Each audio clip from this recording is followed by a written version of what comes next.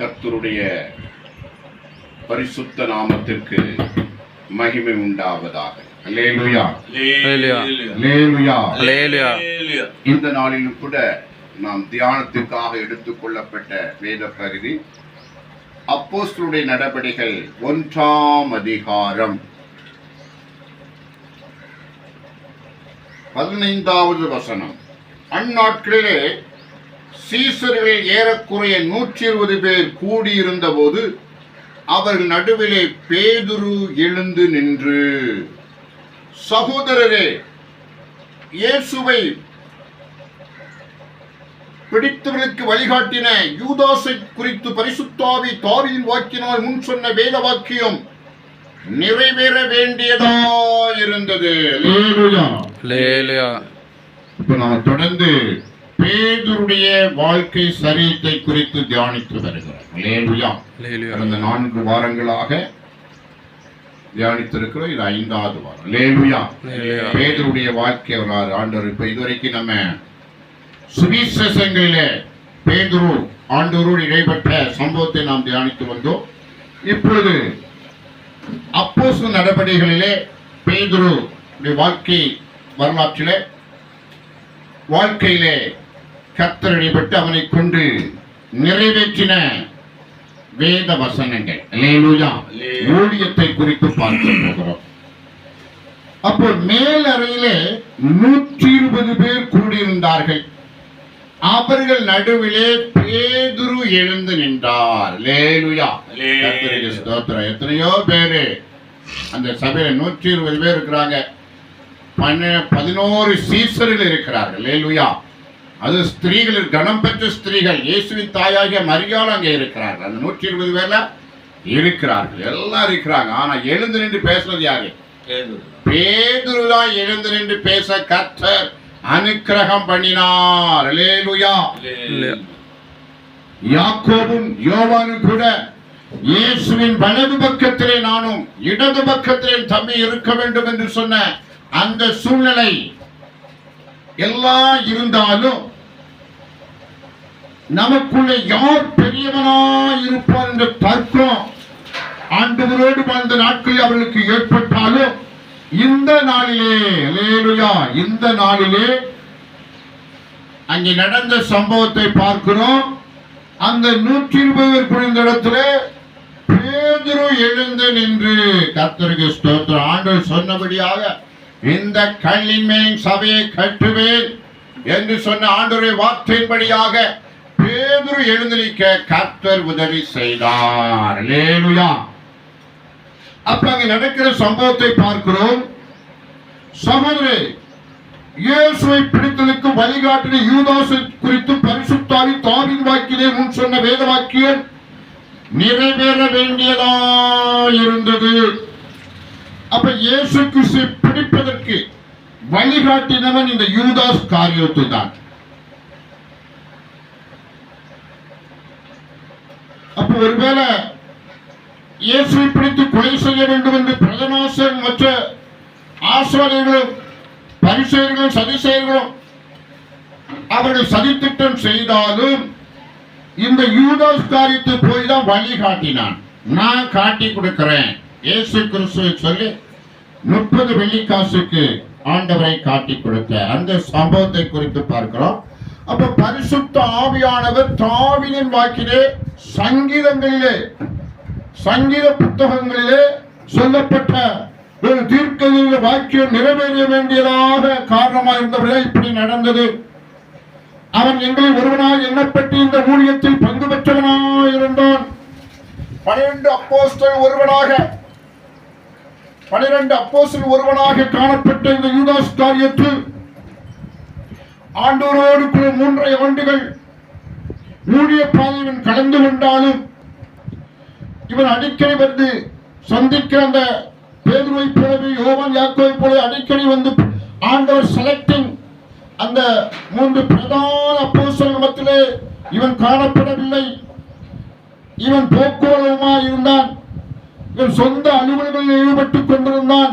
ஆகவே தேவனுடைய அந்த ஆசீர்வாதத்தை பெற்றுக்கொள்ள யூதாஸ் காரியத்துக்கு தகுதி இல்லாமல் போய்விட்டது. ஆண்டவர் சமூகத்தில் நின்று வேதவசம் நிலைத்து நின்று அவனால் முடியாமல் போய்விட்டது.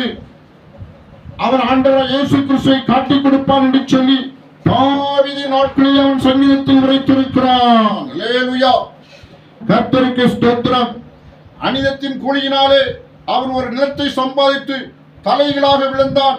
அவன் வயிறு வெடித்து குடலெல்லாம் சரிந்து போய்விட்டது. அல்லேலூயா, கர்த்தருக்கு ஸ்தோத்திரம். Price the Lord. அப்போ ஒரு ஜீவியம் ஒரு சோகமான ஒரு கதையாக மாறிவிட்டது. அவன் ஆண்டவரை காட்டிக் கொடுத்த சம்பவம் இங்கு எழுதப்பட்டிருக்கிறது. அவனுடைய வாழ்க்கையில ஒரு மனம் திரும்புதல் இல்லாமல் போய்விட்டது. அவன் வாழ்க்கையில அவன் பரிதாபமாய் மரித்து போனதை குறித்து இங்கே வேதம் சொல்லுகிறது. அல்லேலூயா, பிரைஸ் தி லார்ட். இது எருசலேமில் உள்ள குடிகள் யாவருக்கும் தெரிந்திருக்கிறது. அதனாலே அந்த நிலம் அவருடைய பாஷையிலே ரத்த நிலம் என்று அர்த்தம் கொள்ளும் அக்கல்தமா எண்ணப்பட்டிருக்கிறது. அல்லேலூயா. ஒருவன் 30 வெள்ளிக்காசு அவன் அவன் விட்டு வந்து விட்டான். அந்த பணத்தை எடுத்துக்கொண்டு நிலத்தை வாங்கினார்கள் என்று வேதத்தில் சொல்லப்பட்டிருக்கிறது. கர்த்தருக்கு ஸ்தோத்திரம். சங்கீத புத்தகத்தில் அவனுடைய வாசத்தலம் பாழாக கிடவது, ஒருவனதில் வாசம் பண்ணாதிருப்பனாக என்றும் அவனுடைய கண்காணிப்பை வேறொருவன் பெறக்கடவன் என்றும் எழுதியிருக்கிறது. அல்லேலூயா. யூதாஸ் காரியத்து ஒரு ஆண்டவர் இயேசு கிறிஸ்துவை குறித்த காரியத்துல விளையாட்டுத்தனமாக இல்லாத புத்தி பிசனமாக இல்லாட்ட ஆண்டவரை வெறுப்பு கொண்டு அவன் ஆண்டவரை காட்டிக் கொடுக்கத்தக்கதாக சாத்தான் உள்ளத்திலே புகுந்தபடினாலே, அவன் மனம் திரும்புதல் இல்லாதபடினாலே, அவன் முன்பு செய்த பாவத்தை தொடர்ந்து செய்து ஆண்டவரை காட்டிக் கொடுத்தான் என்று சொல்லி பார்க்கிறோம். அவருடைய வாசஸ்தலம் பாழாக கிடவது, ஒருவன் அதிலே வாசம் பண்ணாதிருப்பானாக என்றும் அவருடைய கண்காணிப்பை வேறொருவன் பெறக்கணும் என்றும் எழுதியிருக்கிறது. கர்த்தருக்கு ஸ்தோத்திரம். ஆனால் யோவாஸ்நானன் கொடுத்த நாள் முதற்கொண்டு கர்த்தராகிய இயேசுவானவர் நம்மிடத்திலிருந்து உயிரெடுத்துக் கொள்ளப்பட்ட நாள் வரைக்கும் அவர் நம்மிடத்தில் சந்தித்திருந்த காலங்களெல்லாம் எங்கள் கூட இருந்த மனுஷரில் ஒருவன் அவர்கள் உயிரோடு இருந்ததை குறித்து எங்களுடைய சாட்சியாக ஏற்படுத்தப்பட வேண்டும் என்றான். அல்லேலூயா. அப்ப அங்க பேதுரு சொல்லி ஒரு தீர்மானம் எடுக்கிறார்கள். ஆண்டவராகிய இயேசு கிறிஸ்து யோவான்ஸ்நானத்தில் ஞானஸ்நானம் பெற்ற நாள் முதற்கொண்டு மரித்து உயிர்த்தெழுந்து அவர் பரலோகத்தில் எடுத்துக் கொள்ளப்பட்ட நாள் வரைக்கும் இந்த அனைத்து சம்பவங்களும் கூட இருந்து பார்த்த ஒரு மனிதனை நம்முடைய கூட சாட்சியாக ஏற்படுத்தப்பட வேண்டும். அதாவது யூதாஸ் காரியத்துக்கு பதிலாக இன்னொரு அப்போஸ்தலனை சாட்சியாக ஏற்படுத்தப்பட வேண்டும். அப்போ 12 ஆண்டவர் செலக்ட் பண்ண 12. அல்லேலூயா. அந்த எண் பூரணமான ஒரு எண்ணாக காணப்படுகிறது. ஆகவே சீட்டுக்குழிக்கு போட்டு பார்த்ததிலே 2 பேரை செலக்ட் பண்ணினார்கள். அப்பொழுது அவர்கள் யுஸ்து என்னும் மரணம் உள்ள பரிசபா எண்ணப்பட்ட யோசேப்பும் மத்தியாவும் ஆகிய 2 பேரை நிறுத்தி, எல்லாருடைய இருதயங்களையும் அறிந்திருக்கிற கர்த்தாவே, யூதாஸ் என்பவன் தனக்குரிய இடத்துக்கு போகும்படி இழந்து போன இந்த ஊழியத்திலும் இந்த அப்போஸ்தல பட்டத்திலும் பங்கு பெறுவதற்காக 2 பேரில் தேவரை தெரிந்து கொண்டவரை எங்களுக்கு காண்பித்துள்ளோம் என்று ஜெபம் பண்ணி பின்பாவை குறித்து சீட்டு போட்டார்கள். சீட்டு மத்தியாவின் பேருக்கு விழுந்தது. அப்பொழுது அவன் 11 அப்போஸ்தலனுடைய சேர்த்துக் கொள்ளப்பட்டான். அல்லேலூயா. Praise the Lord. Praise the Lord. 11 அப்போஸ்தலரோடு மத்தியா சேர்த்துக் கொள்ளப்பட்டான். அப்ப மத்தியாவும் யுஸ்தியனும் மரணமுள்ள யோசேப்பும் 2 பேர் சாட்சிகளாக இருந்தார்கள். சீட்டுக்குழிக்கு போட்டதிலே மத்தியா 12வது சீசனாக யூதாஸ் காரியத்துக்கு பதிலாக தேர்ந்தெடுக்கப்பட்டான் என்று சொல்லி பார்க்கிறோம். அல்லேலூயா. அப்ப 120 பேர் கூடியிருந்த அந்த சபையிலே பேதுரு எழுந்து நின்று பிரசங்கம் பண்ணினான். அல்லேலூயா. பேதுரு எழுந்து நின்று பிரசங்கம் பண்ணுகிற வேளையில இப்படிப்பட்டதான ஒரு தீர்மானத்தை எடுத்து அந்த 12 பேரோட கூட மத்தியாவை செலக்ட் பண்ணினான். கர்த்தருக்கு ஸ்தோத்திரம். அல்லேலூயா. ஆகவே நாம இப்போ இந்த முதலாவது சம்பவத்தை பார்க்கிறோம். கர்த்தருக்கு ஸ்தோத்திரம். அடுத்ததாக ஒரு சம்பவம் நடக்கிறது. 120 பேர் ஒருமனப்பட்டு மேலறையிலே கூடி ஜெபித்தார்கள்.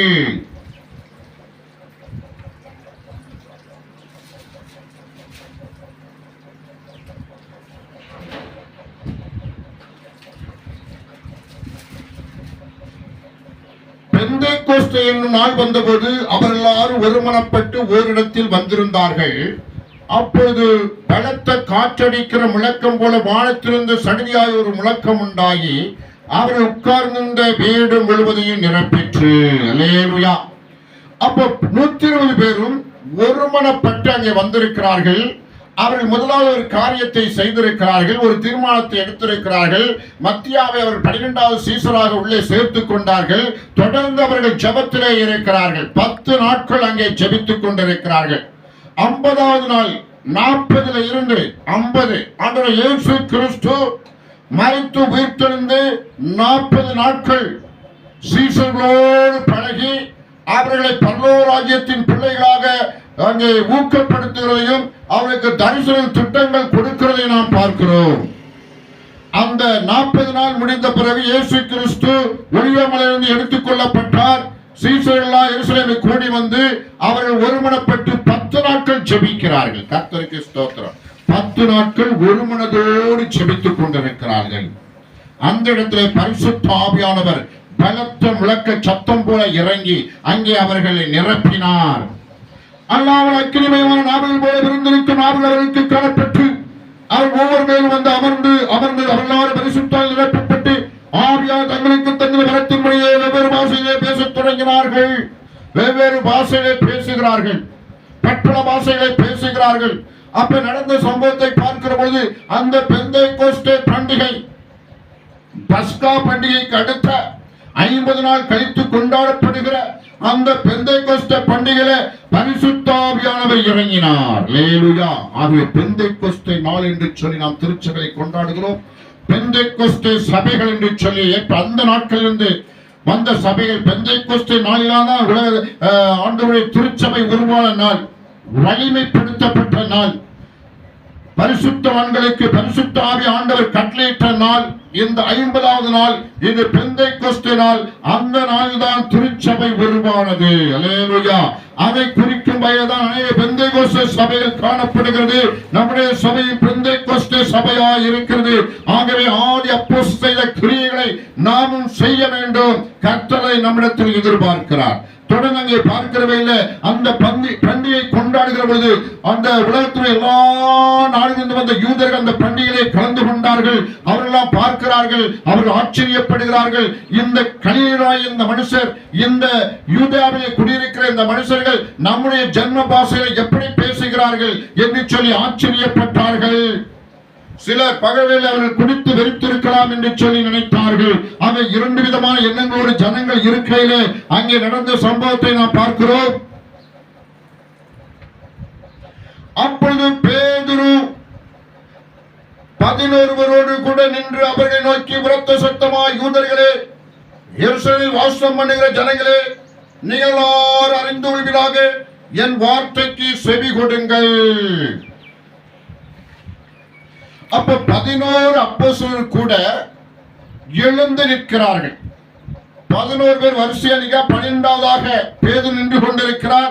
அவர் ஜனங்கள்கிட்ட, அந்த பண்டிகைக்கு வந்த ஜனங்கள்கிட்ட கர்த்தருடைய வார்த்தையை பகிர்ந்து கொண்டிருக்கிறார்.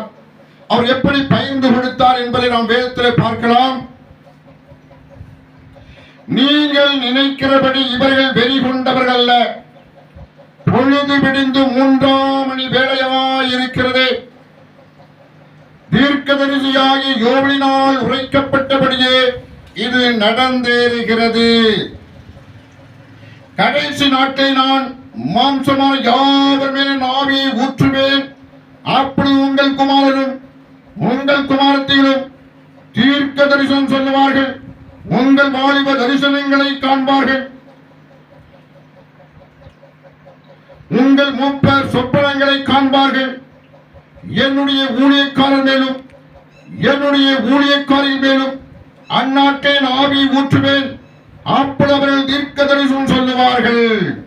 அல்லாமலும் உயரை வானத்திலே அற்புதங்களையும் தாழ பூமியிலே ரத்தம், அக்னி, புகைக்காடாகிய அதிசயங்களையும் காட்டுவேன். கர்த்தருடைய பெரிதும் பிரகாசமான நாள் வரும் முன்னே சூரியன் இருளாகவும் சந்திரன் ரத்தமாகவும் மாறும். அப்பொழுது கர்த்தருடைய நாமத்தை தொழுது கொள்கிறவன் எவனோ அவன் ரட்சிக்கப்படுவான் என்று தேவன் உரைத்திருக்கிறார்.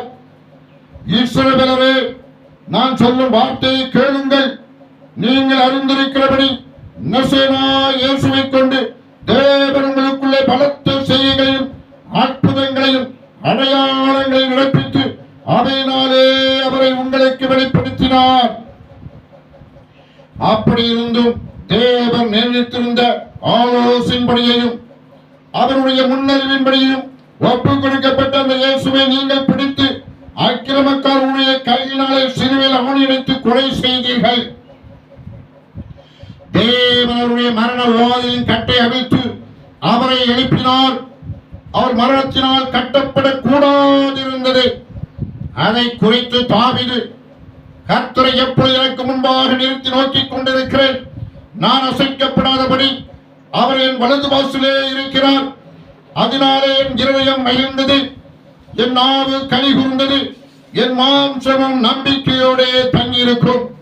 என் ஆத்துமாய் பாதாளத்தில் விடீர், உம்முடைய பரிசுத்த அழிவை காணப்பட்டீர், ஜீவ மார்க்கங்களை எனக்கு தெரியப்படுத்தினீர், உம்முடைய சன்னிதானத்திலே என்னை சந்தோஷத்தினால் நிரப்புவீர் என்று சொல்லுகிறான். சகோதரே, கோத்திர தலைவனாகிய தாவீதை குறித்து நான் உங்களுடைய தைரியமாய் பேசுவதற்கு இடம் கொடுங்கள். அவன் மரணமடைந்து அடக்கம் பண்ணப்பட்டான். அவனுடைய கல்லறை இந்நாள் வரைக்கும் நம்மிடத்தில் இருக்கிறது. அவன் தீர்க்கதரிசியாயிருந்து உன் சிங்காசனத்தில் வீற்றிருக்க மாம்சத்தின்படி உன் சன்னிதிலே கிறிஸ்துவை எழும்ப பண்ணுவேன் என்று தேவன் தனக்கு சத்தியம் பண்ணினதை அறிந்தபடியினால் அவன் கிறிஸ்துவனுடைய ஆத்மா பாதாளத்தில் விடப்படுவதில்லை என்றும் அவருடைய மாம்சம் அழிவை காண்பதில்லை என்றும் முன்னறிவித்து அவர் உயிர்த்தெழுதலை குறித்து இப்படி சொன்னான். இந்த இயேசுவை தேவன் எழுப்பினார். இதற்கு நாங்கள் சாட்சிகளாய் இருக்கிறோம். அவர் தேவனுடைய வலது கரத்தினால் உயர்த்தப்பட்டு பிதாருடைய வாக்கு தத்தத்தில் படி பரிசுத்த ஆவியை பெற்று நீங்கள் இப்பொழுது காண்கிறதும் கேட்கிறதுமான இதை பொழிந்தருளினார். தாவீது பரலோகத்துக்கு எழுந்து கொள்ளவில்லையே, நான் உடைய சத்துருக்களை உமக்கு பாதபடியாக்கி போடும் வரைக்கும் நீர் என் வலது வாசலில் உட்காரும் என்று கர்த்தர் என் ஆண்டவரே சொன்னார் என்று அவரே சொல்லியிருக்கிறான். ஆகையால் நீங்கள் சிலுவையில் அறைந்த இந்த இயேசுவையே தேவன் ஆண்டவரும் கிறிஸ்துவும் ஆக்கினார் என்று இஸ்ரவேல் குடும்பத்தார் யாவரும் நிச்சயமாய் அறிய கடவுள் என்றான். இதை அவர்கள் கேட்டபொழுது இருதயத்திலே குத்துண்டவர்களாகி பேதுருவையும் மற்ற அப்போஸ்தலரையும் பார்த்து, சகோதரே, நாம் என்ன செய்ய வேண்டும் என்றார்கள். பேதுரு நோக்கி, நீங்கள் மனம் திரும்பி ஒவ்வொரு பாவ மன்னிப்புக்கென்று இயேசு கிறிஸ்து நாமத்தினாலே ஞானஸ்நானம் பெற்றுக் கொள்ளுங்கள், அப்பொழுது பரிசுத்த ஆவியின் வரத்தை பெறுவீர்கள். அல்லேலூயா, ஸ்தோத்திரம், பிரைஸ் தி லார்ட்.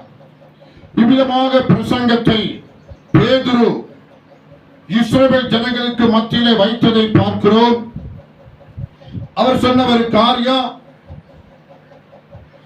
நசரேனா இயேசுவை கொண்டு தேவன் உங்களுக்குள்ளே பலத்த செய்கைகளையும் அற்புதங்களையும் அடையாள நிரப்பித்து அவையினாலே அவரை உங்களுக்கு வெளிப்படுத்தினார். அப்ப ஆண்டவராகிய இயேசு கிறிஸ்து பலத்த செய்கைகள், பலத்த மருத்துவர்கள் உயிரோடு எழுப்பினார். தண்ணீரை திராட்சரசம் மாற்றினார். 5 மீன் 2 அப்பத்தை கொண்டு 5 அப்பம் 2 மீனை கொண்டு 5000 பேருக்கு மேல் போஷித்தார். குஷ்டரோகியை சுகப்படுத்தினார். கண் பார்வையில்லாத கண் பார்வை கொடுத்தார். கடல் மேலே நடந்து காட்டினார். மருவமலையிலே மருவப்பட்டார். இப்படி பலத்த செய்கைகளை உங்கள் மத்தியிலே பரலோக பிதா இயேசுவை கொண்டு செய்தார் என்று சொன்னார்கள். அப்படிப்பட்ட இயேசு கிறிஸ்துவை நீங்கள் பொறாமை கொண்டு உங்கள் பிரதராசர் மற்றவர்கள் சேர்ந்து துன்மார்க்க கையில ஒப்புக் கொடுத்து அவரை சிலுவையில் ஆணியடித்து கொலை செய்தீர் என்று தைரியமாய் சொன்னார். அல்லேலூயா. நின்று ஒளிந்து பயந்து ஒளிந்து கொண்டிருந்த பேதுரு இப்படி பரிசுத்த ஆவியை பெற்றவுடனே அந்த பிரசங்கத்தை ஜனங்களுக்கு ஏதுவாக, ரட்சிப்புக்கு ஏதுவாக அதை தைரியமாய் பிரசங்கம் பண்ணினார். அது மாத்திரமல்ல, தாவீதை கொண்டு உரைத்த வார்த்தைகளை குறித்து அவர் திட்டம் தெளிவாக பேசினார். தாவீது கோத்திரத்திலே கிறிஸ்துவை எழும்ப பண்ணுவேன் என்று வாக்குறுதி கொடுத்தார். அங்கே பார்க்கிறோம், நீர் என் வலது வாசலில் உட்காரும் என்று கர்த்தரின் ஆண்டவரே சொன்னார் என்று அவரே சொல்லியிருக்கிறான். கர்த்தர் என் ஆண்டவருனே சொன்னார் என்று அவனே சொல்லியிருக்கிறான். அல்லேலூயா. அப்போ பரிசுத்த ஆவியினாலே தாவீது நிரப்பப்பட்டு கர்த்தர் என் ஆண்டவருனே சொன்னார்.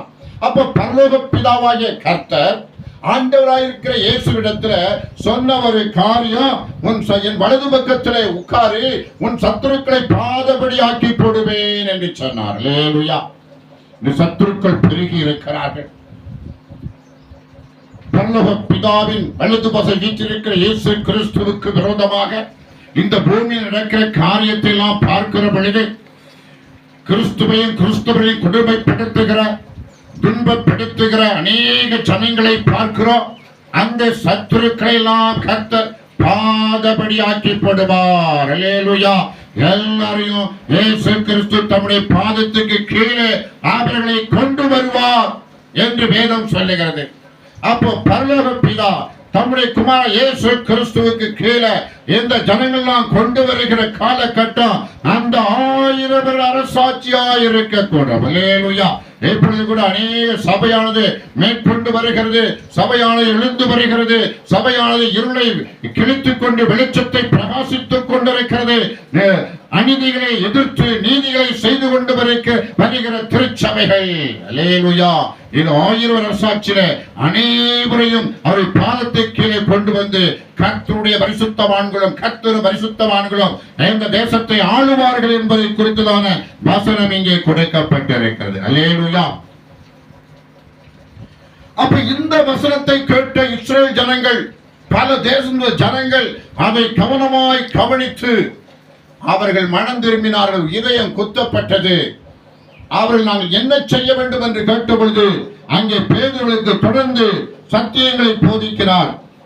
மனம் திரும்ப வேண்டும், பாவ மன்னிப்பு நிச்சயத்தை பெற்றுக் கொள்ள வேண்டும், இயேசுவின் நாமத்தில் ஞானஸ்நானம் பெற்றுக் கொள்ள வேண்டும், பரிசுத்தாவின் வரத்தை பெற்றுக் கொள்ள வேண்டும். இவைகளை பெற்றுக்கொண்டு கர்த்தருக்கு சாட்சியாய் வாழ வேண்டும் என்று சொன்ன பொழுது அங்கே மனப்பூர்வமாக 3000 பேர் தங்களை ஒப்புக் கொடுத்தார்கள். அல்லேலூயா. ஒரு பெரிய பிரசங்கம், மைக்கில் ஆம்பிளிஃபையர்ல ஒண்ணும் இல்லை. ஆனால் கர்த்தருடைய வல்லமையினாலே அவர் பேசுற பேச்சு எத்தனையோ 1000 மக்கள் மத்தியில் அவர் பேசி இருக்கிறார். அதுல 3000 பேர் ரட்சிக்கப்பட்டார்கள்.